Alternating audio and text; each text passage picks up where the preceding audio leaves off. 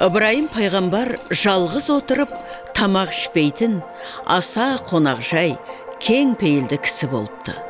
Үйіне кісі келмесе, далаға шығып өзі қонақ іздейді екен. Бір күні қызы: «Әке, қашанғы біреуді күтеміз? Тамақты телміртпей өзіміз ақша берейікші» дейді кейіп. Сонда Ыбырайым: «Қызым, ақыретте де ішкен жегеннің сұрауы болады. Көппен бөліскенге ғана береке береді» депті.